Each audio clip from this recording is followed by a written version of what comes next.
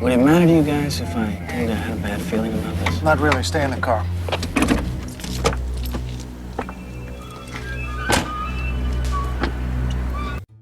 Hello, spooky friends.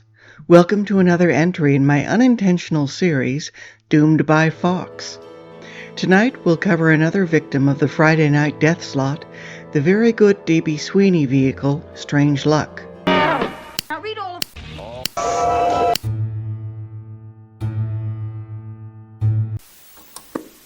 Between 1993 and 1996, The X-Files, Fox's ratings monster, aired on Friday nights at 9 p.m.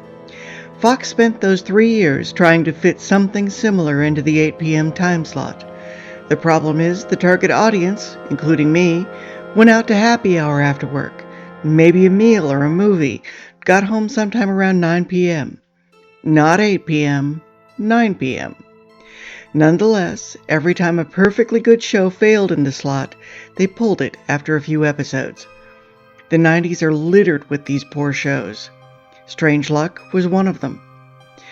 The practice was a major disservice to the hard work and boundless creativity of the people who made these shows, and a big reason I'm always using this graphic. 17 episodes of Strange Luck were aired between September 1995 and February 1996. It follows the life of Chance Harper, the sole survivor of a plane crash when he was a toddler. Chance's life is built of the kind of coincidence most writers avoid, lest their stories come off as unbelievable. If he finds a glass eyeball in his can of beans, it rolls to something important later. If he needs to find someone, they just show up. If he's short a few bucks, he buys scratch tickets. He's usually paid up in 5 tickets, but he never goes further. As Chance says, It's not good to push your luck, Hinch. Chance is played by D.B. Sweeney, known for films like Memphis Belle and The Cutting Edge. After he played Travis Walton in Fire in the Sky, his next few movies had a lackluster reception, so he decided to give television a try. His easy charm and boy-next-door looks were a perfect match for Chance, a character who had to be okay with following where his luck took him. Executive producer Carl Schaefer said Sweeney has that regular guy credible thing going on, like this could happen to anyone, but he also brings real-life intensity to the role. It's a fascinating concept, and watching it makes you wonder what it would be like to have that kind of life. You'd have to stop and notice little things because they often become important. If you drop something, you have to see where it lands. If you never want to see someone again, well, tough. It would require some weird adaptations. The late Brandon Tartikoff owned New World, who was producing Strange Luck, and he had his eyes set on Sweeney from the beginning. Sweeney said, Tartikoff came after me and said, "We really want you to do this. I really want you to do this. What will it take to get you to do this?" So they gave me a nice amount of money, and they said I'd have script input, whatever I want. Chance is a freelance photographer who gets his assignments from Audrey Weston, played by the late Pamela Gidley, who was in Firewalk with me, but I mostly remember her for playing Cherry in Cherry 2000. She and Chance are supposed to be exes, but honestly the chemistry isn't there. Weston's role is mostly a nothing burger until the very end of the run, when we find out she and Chance broke up because she liked the adrenaline rush of his life a little too much. She has the last line in the series, and it's delivered in such a way that you think things were going to get weird with her. What about Eric? And my father? Everything's gonna be okay. I really wish we could have seen that. With his penchant for ending up in the right place at the wrong time, it stands to reason that Chance has been arrested many times for many things. In the pilot, it's murder, and his explanation earns him a trip to the police psychologist, Dr. Ann Richter. She's played by Cynthia Martels, who's done a little bit of everything, including a short-lived show called Veritas: The Quest, which may be the worst television I've ever seen. So bad I might talk about it more in the future. These days, she's directing plays. Richter hypnotizes Chance, leading him to recover a memory of a brother he'd forgotten, which becomes the arc for the season. She continues as a regular confidant, a calm voice of reason amongst the chaos of his life. Finally, we have Angie, who runs the diner where Chance eats most of his meals.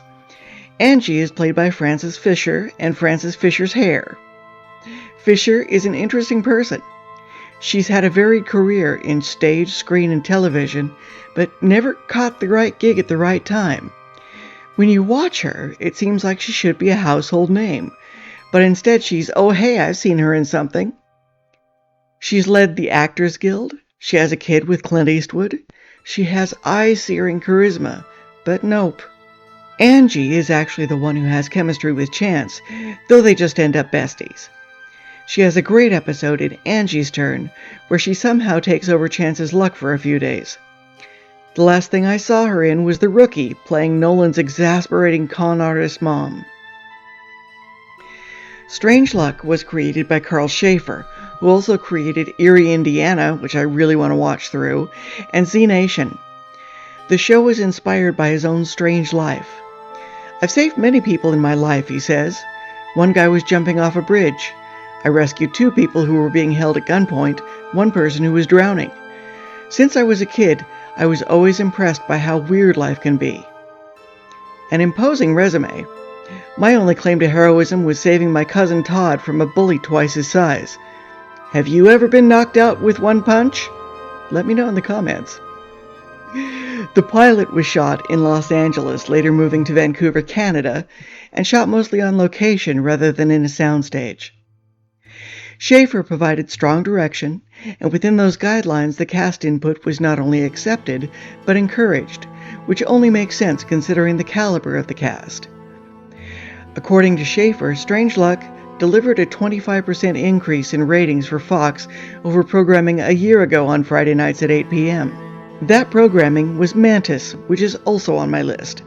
So the ratings, by all reports, were pretty good, but not good enough for Fox. Says Sweeney, I remember we were getting a 15 share, and last year I think only shows like The Bachelorette, etc. got those types of numbers. So the show by today's standards was actually very successful. I guess Fox felt like they had the X-Files in its 3rd season, and we were the lead into them, and they felt they could do better, and they've never gotten close since. The theme is by Mark Mothersbaugh, and if you don't know who that is, maybe this will remind you. Mothersbaugh has done a ton of soundtrack work, and the music here is unobtrusive and suitable to the vibe, which is why he's done a ton of soundtrack work. I can't find a copy of the theme without the inevitable 90s voiceover. It may be lost to time, and though I love Mothersbaugh, honestly, this isn't a great loss. A favorite episode of mine is the aforementioned Angie's Turn, where Chance's luck is somehow transferred to Angie through the magic of a potato that looks like Elvis. It begins with Angie delivering a baby in the diner, continues with Elvis potato mayhem and girl gang violence, and ends with Angie deciding Chance's life is maybe not so great after all. He always lives in interesting times. It's a fun episode, and the chemistry between Sweeney and Frances lends a little sizzle. The other Angie-centric episode, Blinded by the Sun, is also excellent. Here we meet Angie's adult son, Corey, who has been arrested for murder. Of course he's innocent. Corey is in a band that sounds a lot like Bob Mould, and features an adorable baby Jeremy Renner, who no doubt was hired for his musical skills. The son is played by Christopher Winter, and though I can't confirm they met here, he and Renner became lifelong friends. Finally, and I think this is most people's favorite, is Brothers Grimm, where, spoiler alert, Chance finally finds his brother. This one has a very X-Files feel, filled with intrigue, blue light, and proof just out of reach. The soundtrack is the best of the series, featuring deeply emotional songs like You Made Me the Thief of Your Heart by Sinead O'Connor and Full Circle by Lorena McKennitt. I was wondering if all the Irish music was a nod to the brothers' family name, Saunders. It isn't, but I found out that Chance's real name means Alex, son of Alex. Be grateful I don't share all of my side quests.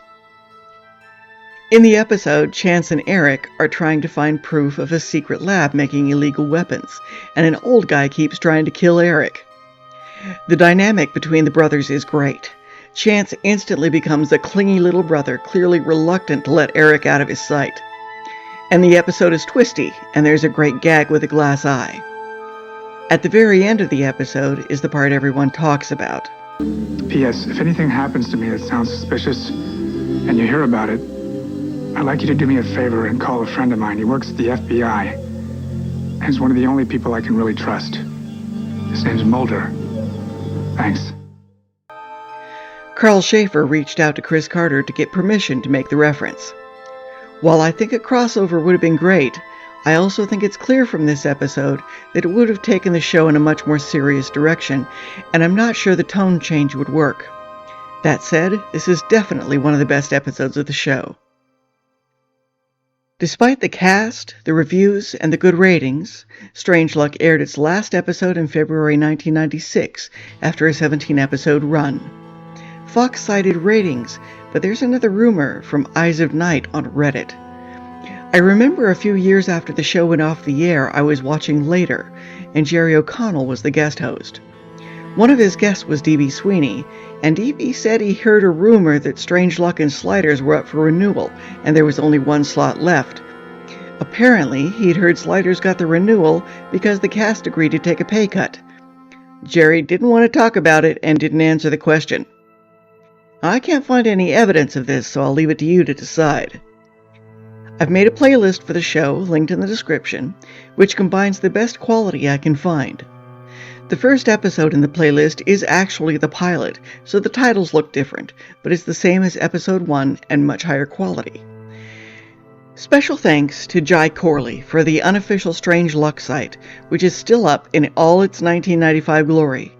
And thanks to the people who uploaded what they had, especially Lurking Coward, who uploaded 18 years ago when they had to split the show into 9-minute segments. And thank you, spooky friends. I love you to death. Good night.